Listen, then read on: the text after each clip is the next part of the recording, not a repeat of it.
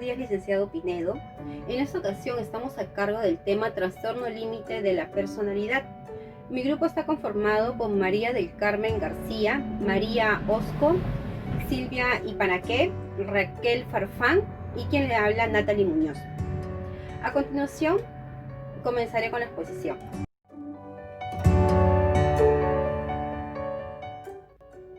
Antes de hablar del tema principal, trastorno límite de la personalidad, primero hablaré de la personalidad. Desde el punto de vista histórico, el concepto de personalidad deriva del griego prosopon y del latín personare. Originalmente era sinónimo de personaje y se designaba a las mascarillas o la máscara que se usaba en el teatro, ¿no? Que no solamente era para amplificar la voz, sino también para ocultar el verdadero rostro de los actores. También en algún momento habremos escuchado decir las frases tienes mucha personalidad o a él le falta personalidad.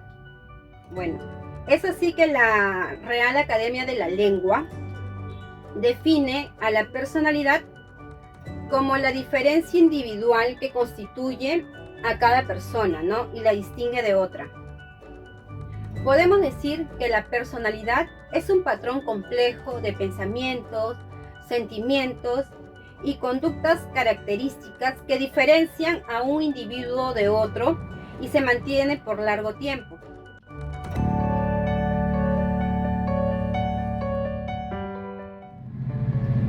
Trastorno de la personalidad es cuando los rasgos de las personas son extremos, son disfuncionales, son normativamente desviados o desadaptativos.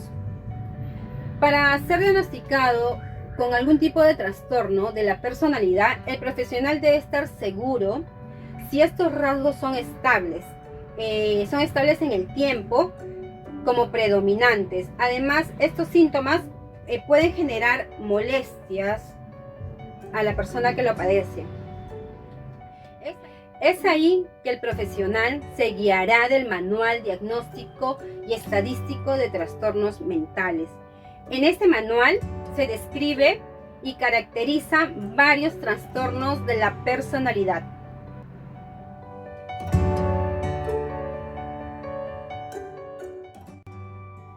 Ahora hablaremos del trastorno límite de la personalidad, también conocido como borderline, por su nombre en inglés, ¿no? Este es un trastorno mental grave que se distingue por sus estados de ánimos, comportamiento y relaciones inestables, según la revista de la Asociación de Especialistas de Neuropsiquiatría 2010.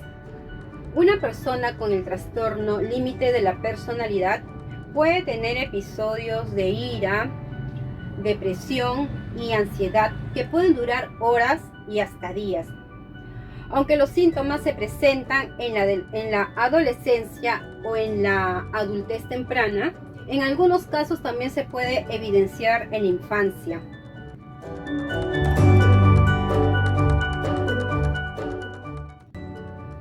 Según el Manual Diagnóstico Estadístico de Trastornos Mentales,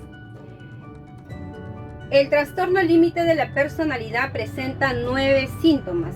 Para que una persona pueda ser diagnosticada con este trastorno, debe de presentar al menos 5 de ellos. Estos síntomas son síntomas disociativos graves, ideas paranoides transitorias, sensación crónica de vacío, comportamiento, actitud o amenazas recurrentes de suicidio, impulsividad en 2 o más áreas autolesivas, inestabilidad de la autoimagen, patrón de relaciones inestables o intensas, esfuerzo desesperado por evitar el abandono real o imaginario.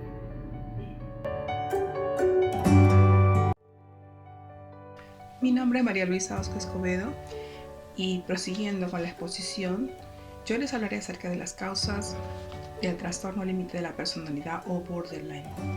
Así como otros trastornos mentales, las causas del TLP son desconocidas. pero hay factores que podrían ser asociados a unas posibles causas, como son los factores genéticos y los factores cerebrales. Factores genéticos. Si bien es cierto, no se ha demostrado que hay un gen específico que cause este trastorno, se han desarrollado estudios en gemelos y familias, los cuales sugieren que este trastorno podría tener un fuerte vínculo hereditario. Ahora, con esto no quiere decir de que todos los hijos de padres con TLP vayan a desarrollarlo en el futuro.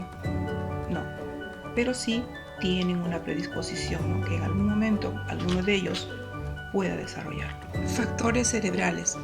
Algunas personas con TLP tienen cambios estructurales y funcionales en el cerebro, sobre todo en el área donde se controlan las emociones y los impulsos. Factores de riesgo. Estos pueden ser factores medioambientales y sociales. Factores medioambientales.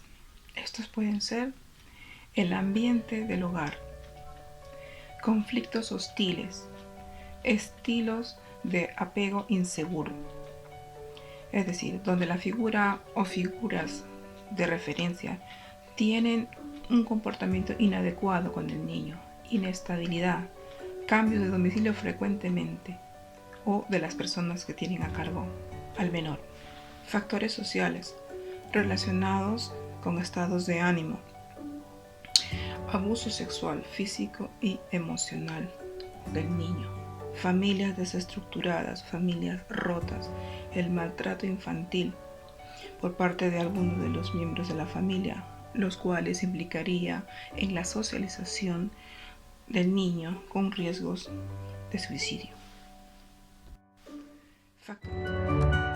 En el trastorno límite de personalidad existen complicaciones y estas afectan negativamente nuestras relaciones personales, ya que las personas piensan de que uno para de mal humor, para enojado, y es posible encontrar aquí problemas tanto verbales como físicos. También nos afecta en el trabajo, en la escuela, en la casa. También afecta nuestro estado de ánimo, ya que muchas personas que padecen de ese trastorno paran en depresión o paran con ansiedad. Estas personas suelen consumir alcohol u otras sustancias, afectando su salud física. Muchos de ellos no acaban su educación, y ya que estas personas tienen una conducta impulsiva y riesgosa, suelen estar metidos en relaciones conflictivas. Incluso pueden haber embarazos no planificados, puede haber infección de transmisión sexual, peleas, accidentes automovilísticos e incluso suicidios, intentos de suicidios o suicidios logrados. ¿Qué otras enfermedades a menudo ocurren junto con el trastorno límite de la personalidad? Cuando una persona presenta este trastorno, a menudo ocurre que lo presenta junto a otras enfermedades mentales.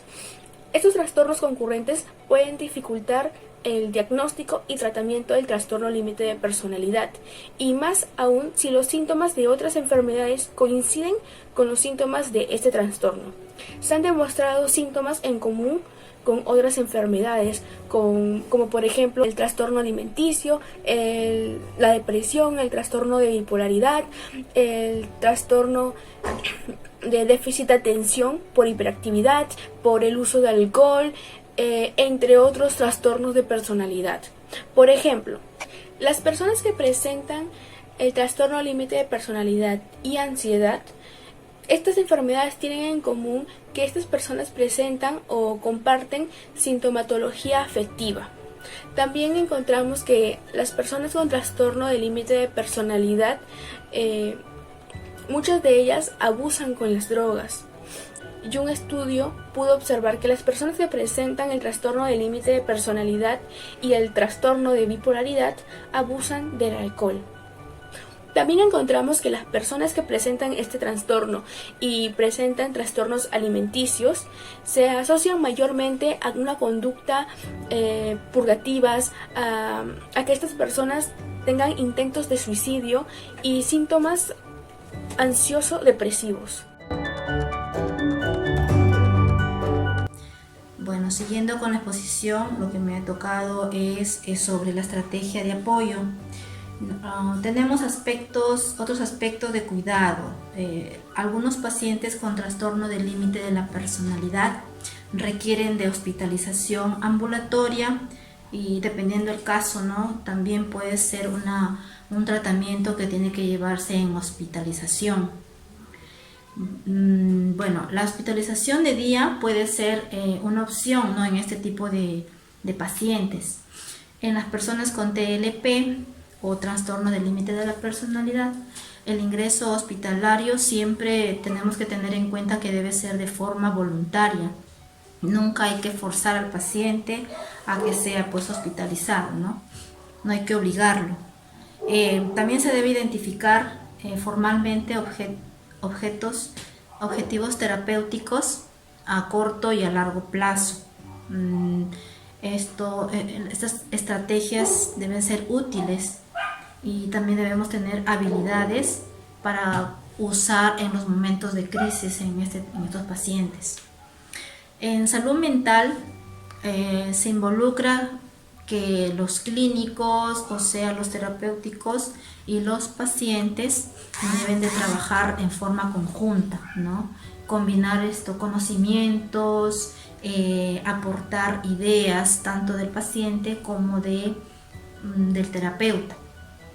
Y de esta manera últimamente se toma una decisión en conjunta para llevar el tratamiento con efectividad. También se podría proponer diferentes tipos de modelos de toma de decisiones según el tipo de paciente y según la enfermedad psiquiátrica, ¿no? Considerando que en nuestra práctica clínica nos enfrentamos a diferentes contextos, como por ejemplo tenemos pacientes discapacitados, vamos a tener pacientes adolescentes, adultos, y de acuerdo a esto tenemos que tener diferentes modelos de toma de decisiones en las terapias.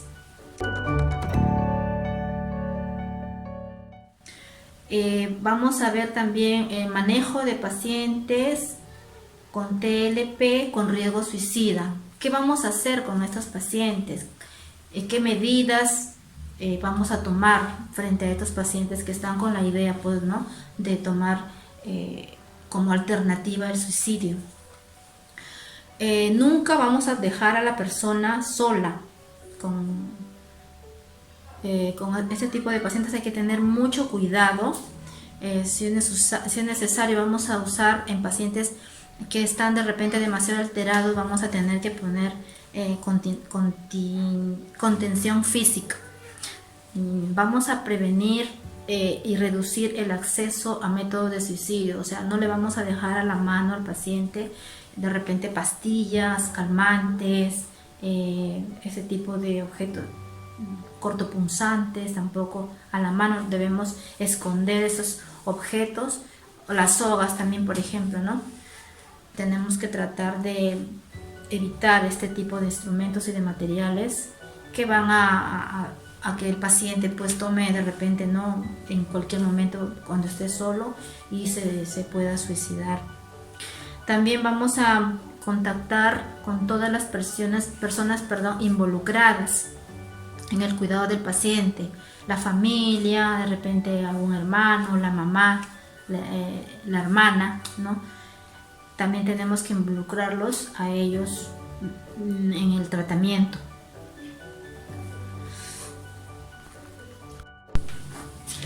También no usar amenazas al decirle cosas pues negativas al paciente, ¿no?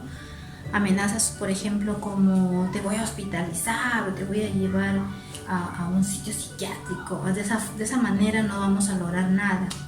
También debemos elaborar un plan o un método, ¿no?, para su cuidado del paciente. pero con una supervisión continua. Vamos a explicar al paciente con claridad lo que se va a realizar con él, los métodos médicos que vamos va a llevar, ¿no?, en el tratamiento. También vamos a considerar un ingreso hospitalario en los pacientes que lo requieran en un centro psiquiátrico, según el estado y la gravedad del trastorno. Vamos a averiguar, a indagar también por alguna familia o algún amigo, ¿no?, que tenga que ver mucho con él en el pasado. Ahora vamos a hablar sobre la terapia para los cuidadores y para los familiares. Las terapias se dice que van a ayudar a desarrollar habilidades para poder comprender y apoyar mejor al paciente con TLP o con trastorno de la personalidad. Estas terapias nos van a ayudar a comprender los obstáculos, ¿no?, y las estrategias para poder cuidar a este tipo de pacientes. Es conveniente pues que los familiares reciban las terapias en beneficio del paciente. Se dice que este tipo de pacientes a veces como que estresan a la familia, estresan a los cuidadores, ¿no? Y es recomendable que también reciban unas terapias para que esto ayude, ¿no? Y no se estresen al momento de cuidar al paciente, porque esto puede conllevar a un maltrato, de repente verbal, ¿no?, psicológico, que no va a ayudar en nada a la recuperación del paciente. Se dice que se está investigando, ¿no?, que si las terapias en realidad ayudan al tratamiento del paciente. Está en investigación, pero algunos opinan de que sí, de que es recomendable de que también la familia y los cuidadores reciban un tratamiento de este tipo, ¿no? De esta manera van a poder sobrellevar el cuidado del paciente. Y sugieren pues que las familias deberían incluirse también en el tratamiento, al igual que el paciente o que la persona que sufre este trastorno.